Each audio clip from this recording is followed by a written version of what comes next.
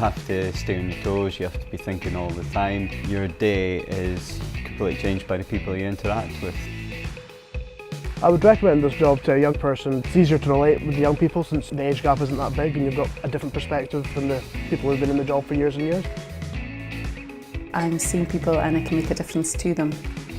It's a very challenging environment, but it is also very rewarding.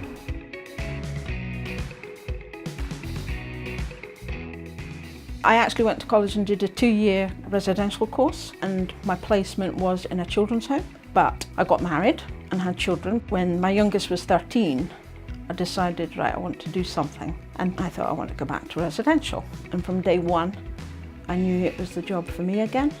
And then I applied for manager 3 times. I did not give up. So 3 times I tried, and 3rd time, lucky. I would recommend my role as a registered manager to young people because everybody brings their individual skills to the team, but it's about learning how to manage and it's about the challenges you face. I love what I do. My name is Becky Scott and I'm a children's support worker. What I enjoy most, I would say, is working with the kids and just spending quality time with them. I did 5 years at college, did my HNC social care. That was the main kind of thing I wanted to do. And then I got a placement, could work at a child's residential unit, so luckily enough I'd got here. But obviously my previous experience was I actually used to stay here. And once I started working here, I kind of thought I want to work on the floor with the kids all the time. My name is Kaylee Walsh and my job title is a young person's practitioner. The thing I enjoy most about my work would be seeing the progression in the young people that I work with, not only through the programme but then maybe bumping into them in the high street and them telling me what they're doing now.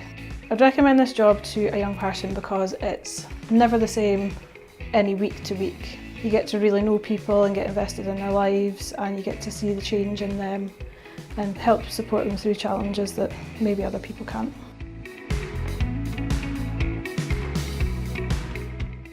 My name's David Chapman, I'm the supervisor here at Forest Swimming Pool. Favourite part of my job is working with the general public, the wide variety of people that we service here at the pool, from the very young to the very old. Advice I would give any 16-year-old is to work hard, to get yourself out there, apply yourself as much as you possibly can. Nothing's handed on a plate, you need to go and get it and make yourself known. What we're trying to do is to educate you why it's good to do fitness and to change your life completely. I would recommend this job because you're working with a wide range of people. When I first started doing this job, I was quite a shy person. I never had a lot of interaction with people. It's changed me for the better. I'm more outspoken, I'm more confident.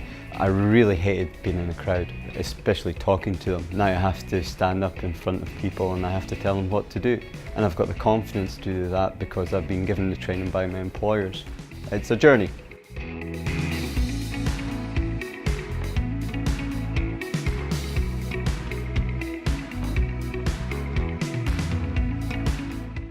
My name's Chloe Argyris and I'm an osteopath. I think the thing I enjoy most about my work is that I get to help people every day. And often people who come in here are coming in pain or with some form of problem. And my job is to help them to feel better and to be more functional. But most of all, it's because at the end of the day, I can feel like I've made a difference.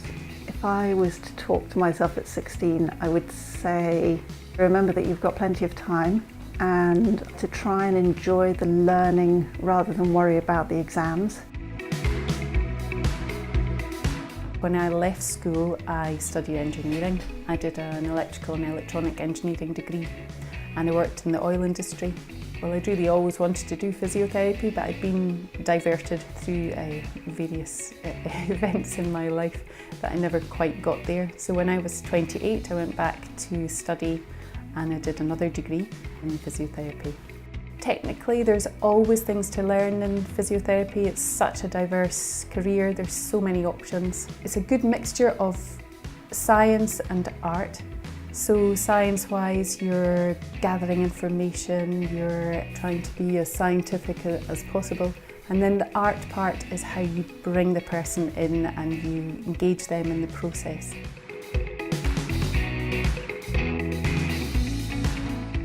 The favourite thing about my job is if somebody dials 999 in an emergency, that you're their first contact with the NHS. We deal with all sorts of jobs, from very minor cases like elderly who's fallen, right up to RTCs, patients trapped. No 2 days are ever the same. It's a very challenging environment, but it is also very rewarding. There's lots of times that you make a difference to people. I went to Moray Skills of Art in Aberdeen and realised that although I enjoyed art, I didn't really know what career I wanted to do after that. So I decided that I would do my hairdressing training.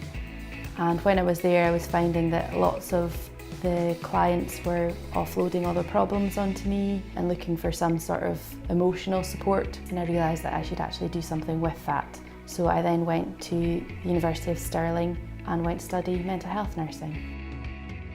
Most days I'll do home visits, so I'll go see patients in their home and do dietary assessments on them in their home. And I also do clinics as well for nutritional support and weight management.